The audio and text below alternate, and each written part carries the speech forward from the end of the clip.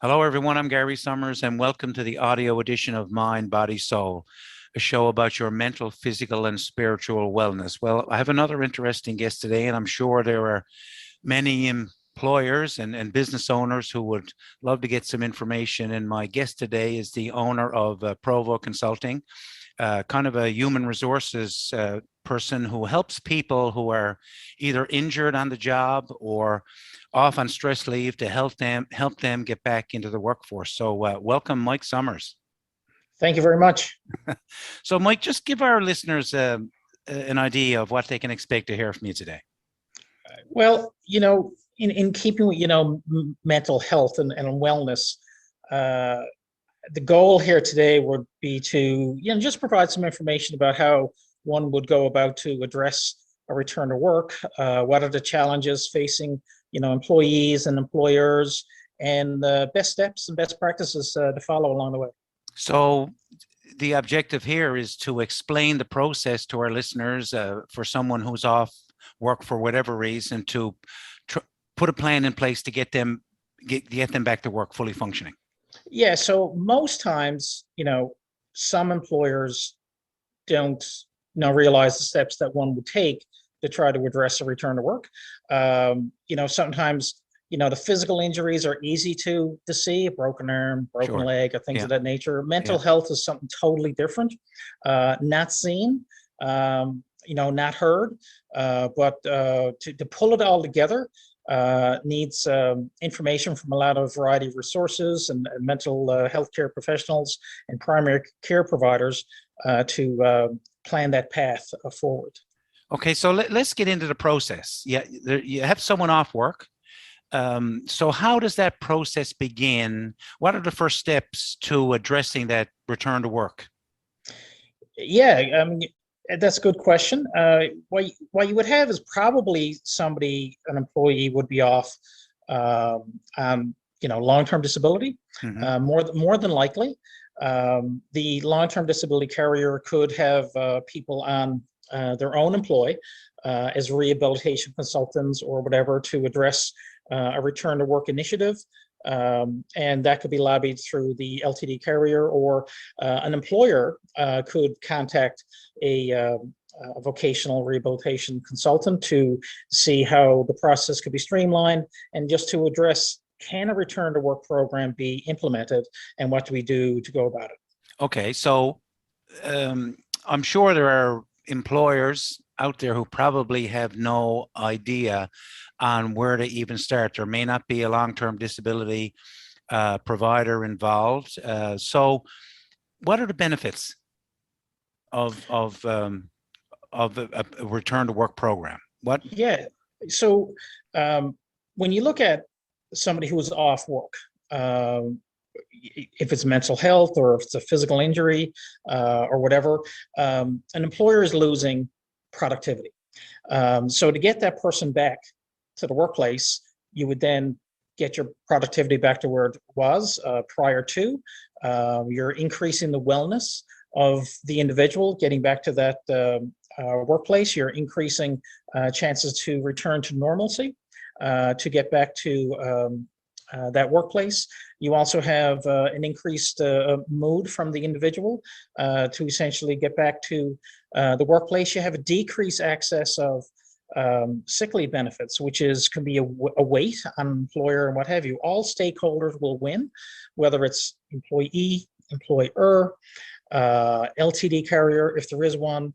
Workplace NL is another. They have a great policy down there now with respect to identification and implementation of return to work programs and whatever. And essentially, when you look at it, there's 24 hours in a day. If we take the example that you get 8 hours sleep, regular person, 8 hours, you got 16 hours left. 8 of that could be in a workplace. So you spend an awful lot of time with your coworkers, Right. And they may not be your best friends. They may Yeah. not be close acquaintances, but they are a major part of your life. Sure. And if you look at, they are 50% part of your life, Right. well, then you're returning to that normalcy. You're returning that area of wellness. You're returning to yourself of, I'm going to get back to where I was prior to whatever issue it is. So it's a win-win for everybody. And those are the major benefits of getting somebody back to the workplace. And certainly, like you mentioned about employers needing the productivity, but even for the individual to get back to some sense of normal. That Yes. right? And a lot of times that's the goal. Yeah. To get back to normal, and normal then could be a return to work. It doesn't always work out that way. Yeah. Some people will never get back to the workplace because of whatever reason. Sure. But the goal is to try to identify, is there initiatives, is there a program in place, can it be addressed? And once you start asking those appropriate questions, well, then the employer will know, people who are aware, people are the stakeholders, they will then all know about what are they looking at with respect to this individual. So whether it's a long-term disability insurance company contacting you or an employer contacting you, is the process the same? Exactly the same. So just quickly run through the process. Well, you want to, number one, get the employer or the LTD carrier on board that, they're going to look at a rehabilitation professional and say, okay, we're going to try to get this person involved to address a return to work. The employee must be aware of the contact that's going to come from a rehab consultant. That individual then would be interviewed, appropriate informed consents signed with respect to, the consultant would have to talk to the primary care physician, whether it's a doctor, psychologist, therapist, psychiatrist, or whatever. Mm-hmm. And you're trying to obtain information with respect to how this individual would go back to a workplace. Are they ready? What's the steps that's required? Should it happen now? Should it happen later? Or the things that's going to have to be put in place? The employer has to be lobbied with respect to, can the tasks be accommodated in some way? Can they be changed? Can they be adjusted? When somebody comes in who has illness of depression, a return to work program could be totally different from somebody who has anxiety, sure. or bipolar, or things of that nature. So there's no set return to work program with respect to number of hours per day, number of days per week. It depends on how the progress is and how the physician feels that the individual will cope with respect to those duties. Yeah. And cognitively speaking, is the person ready Yeah. to go into the workplace? I mean, that's the key behind any return to work program, especially mental health, is the cognitive aspects of the job and the cognitive awareness of the individual. And are those tied together? And how close are they? And if they're really wide apart, well, the return to work program is not ready at this point. So whether that person has a physical injury because of a workplace accident or whatever, or they're off on stress leave, that mental component is a big component. And you work very closely with psychologists with this too, aren't you? So why don't you address that mental component? Because that seems to be probably the biggest area that you work with, isn't it? Yeah, there's no question about that. I mean, psychologists who I work with, I mean, some of them are involved in a trauma, post-traumatic stress disorder, also a body self-image. Mm-hmm. We're all affected in so many different ways. Yeah. An accident could have so many different effects on so many different people, and you have the same accident.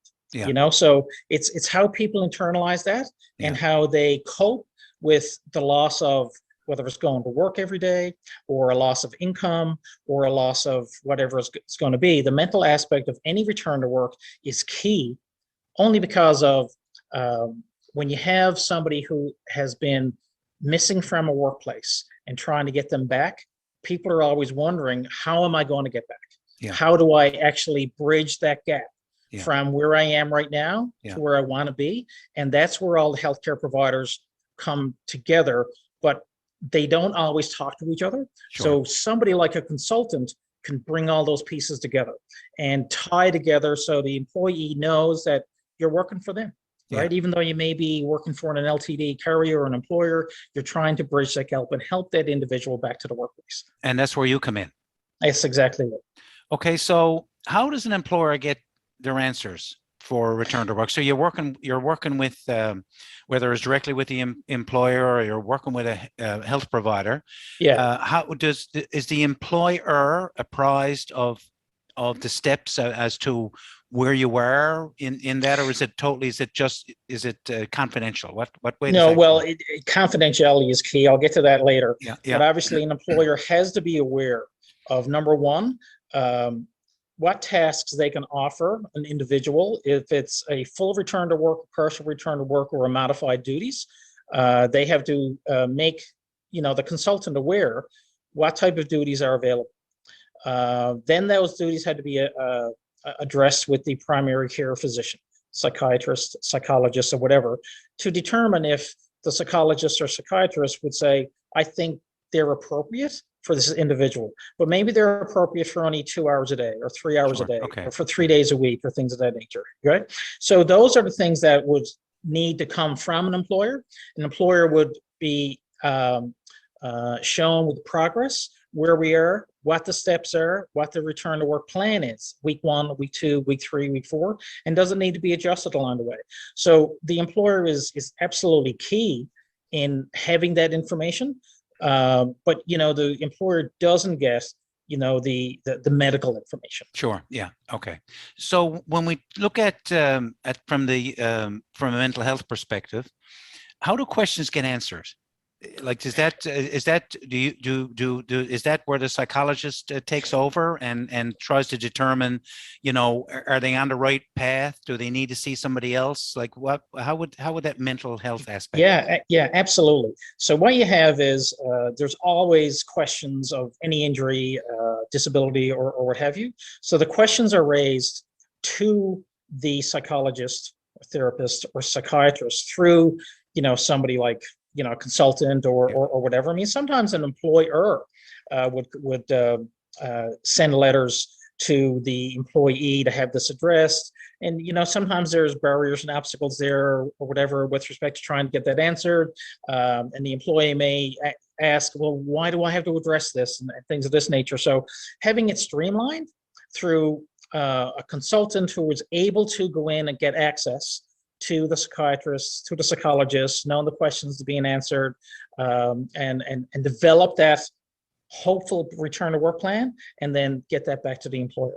And I guess what's most critical, certainly for you, is that all the parties involved have to understand that you have all their best interests at heart. Well, yeah, when you look at all the stakeholders, Yeah. that's broad. So what you're trying to do here is to be the glue. Yeah. To be the conduit. Yeah. So everything falls through the consultant with Right. respect to, I need to speak to that person, I need to speak to this person, I need to speak to that person. What are they saying? Are they communicating together? Sometimes they don't. Yeah. Oftentimes they don't. Yeah. So you want to know exactly, medical files are medical files, they're private or confidential, and does everybody talk to each other? When only if there's a question raised or if Sure. there's a letter sent to whatever, well, then you know exactly what's been going on. But a lot of times, they're not talking to each other. Okay. So that's where you need to have somebody who is going to bring it all together and address the questions that need to be answered. So the file gets started, you start working on the file. How is it monitored? Like, are you constantly back and forth with the insurance provider, the employee, the employer? How does that monitoring work? Yeah, so it wouldn't be a daily basis. I mean, it could be a weekly or a bi-weekly basis. So, if everything is moving along the way it should be moving along, obviously the program is monitored by the consultant, and the information is then transferred to the psychiatrist, psychologist, or employer to make sure everything is still on track. So being a consultant, you want to bring that together. You want to make sure all parties are informed of progress.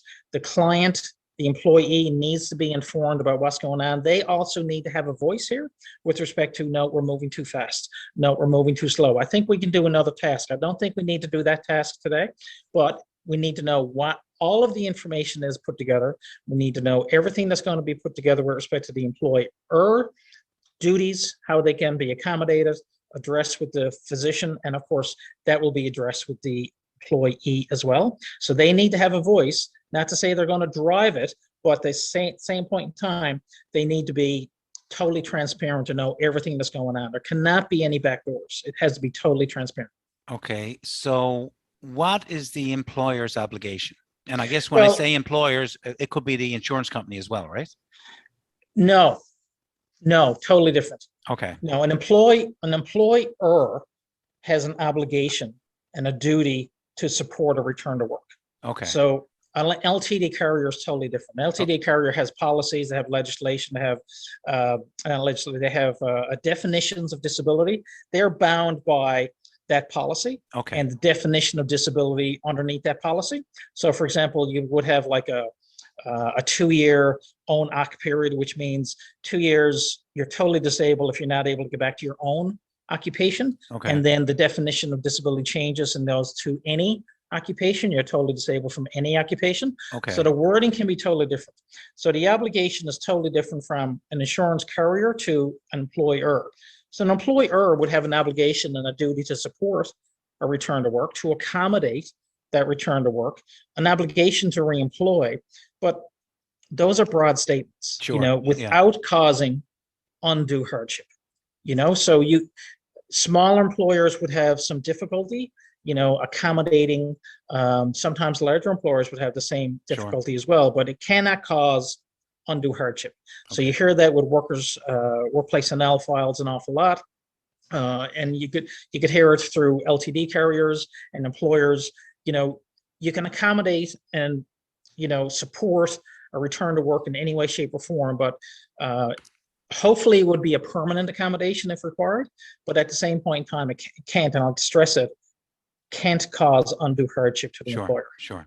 I mean, it's absolutely sure. I guess there's no time frame.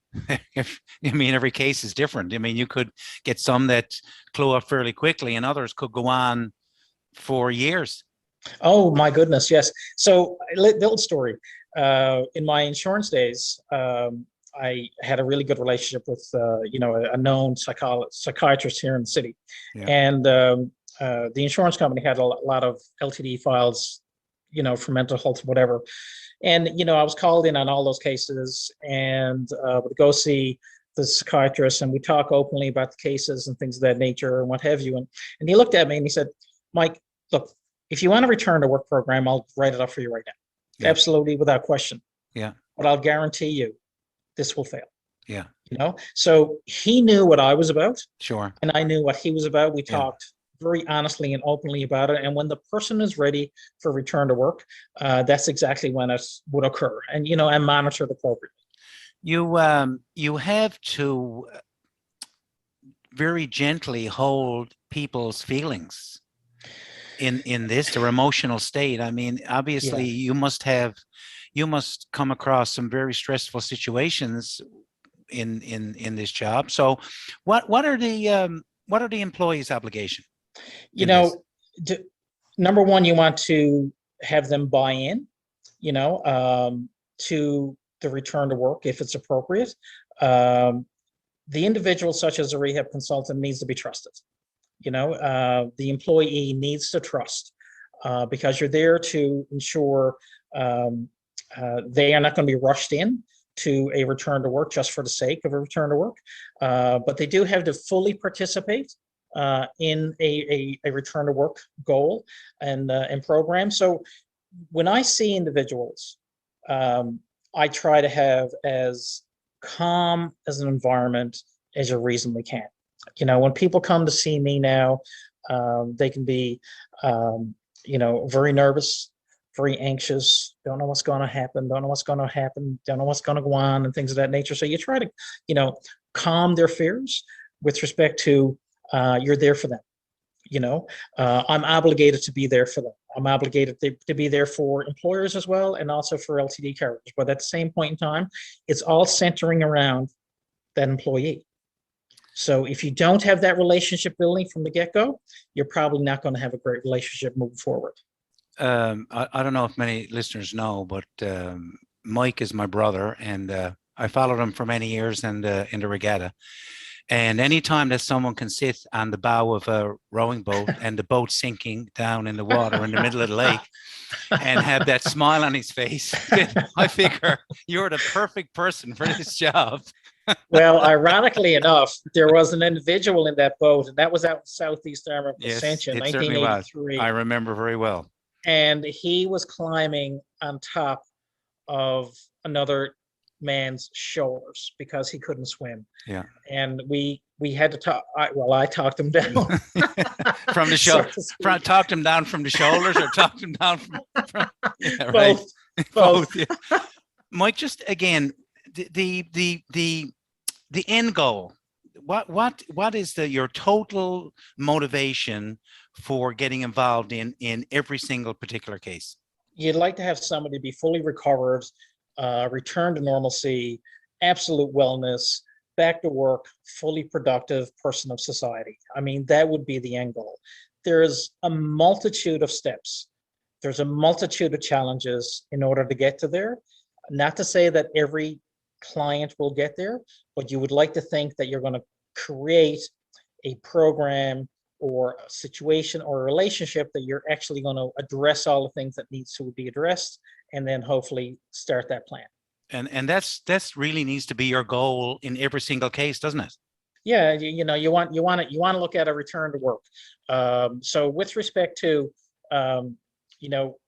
dealing with employees who are not ready for return to work, that's okay too. You know, because it may not happen. Yeah. But the goal is always a return to work. Yeah. What needs to be addressed, and if those return to works don't happen, well, that's okay too. Sure. You cannot have every person go back to work. Every Right. person who is off on workplace and health benefits do not get back to work. You know what? We get some back, and we have good relationships, and we have good outcomes, and we have people going into retraining programs and all of these types of things. We have good results. Well, you can't have everybody sure. going back to work. You'd like to have 100%, Absolutely. but that's just unrealistic. Sure. Yeah. But it's nice to shoot for that. Absolutely. What's the chain of command? Who reports to who? Well, being the integral part, a rehab consultant would report to the employer with respect to progress, would report to the doctors with respect to how the return to work program is going, report to the long-term disability carrier with respect to how the return to work program is going, and then how it needs to be adjusted. Yeah. Are we going too fast? Are we going too slow? When you speak to an employee with respect to how they're feeling at this point in time, that's a really good notifier of, I think we're going too fast. Sure. Or we're not going fast enough. So it's a fine tooth comb with respect to where you go and how you do it. But you got to make sure that it's open communication and transparency with respect to what you're trying to do. Now, to get on the other side of it, open and transparency, where does privacy and confidentiality come into play? Let's do a total 180 here on this. It's a totally different thing. Obviously, medical records, medical information is paramount, to be private and to be confidential. So if a consultant such as I is in a doctor's office, there's medical information that can be discussed, but it's not transferred to the employer. Yeah. It can't be, What's transferred to the employer would be, here's a return to work plan. Here's some duties that we could be look at. Can you accommodate? How many hours a day? How many days a week can this be done? And let's tie this all together. So, clients are always wary about how much information is being talked about or shared, and that information is not shared. Okay. It cannot, without question, be shared. So when I do an informed consent form for individuals, they read what the assessment is all going to be about, who gets the information. Obviously, there has to be some kind of information sent back to the employer, and some sort of information sent back to the LTE carrier and what have you. But it's not, specific medical information being shared to an employer with respect to the individual's employee's condition or things of that nature. Mike, to finish off, and I know there could be people, employers, employees listening to this interview right now. How can you sum up things and for people who could possibly be in the very situation right now that needs your help? The very first thing you want to do is ask a question. Yeah. How do we address a return to work for this individual? Is this individual going to be able to get back to work in a week, a month, a year? So that process just needs to start. Yeah. And I remember speaking to a client some years ago and saying, the hardest thing that you're going to have to do is make that first step. Yeah. That day one, when you have to think about return to work, and this person will be prepped, days and weeks ahead of time. Yeah. But the hardest thing you're going to have to do is go in and put your hand on that handle of the door. Yeah. And open it for the very first time. Absolutely. And that's a daunting task. Yeah. For individuals who are suffering from mental health illness. So the first step would be to, I'm not going to use a slogan here, but make the call. Yeah. Yeah. You have to ask that question. Yeah. And ask the question of the right individual to get those questions answered, and to see exactly what are the preparatory steps in order to address that return to work. So that's it, Mike. I really appreciate you taking the time out of your busy day to talk to us. Michael's information is all there in front of you. If there's something there that you feel you'd like to reach out to him, and I'm sure he'll have all the answers to all of your questions. Mike, thanks very much, boy. It was appreciate the time. Thank you very much for the opportunity.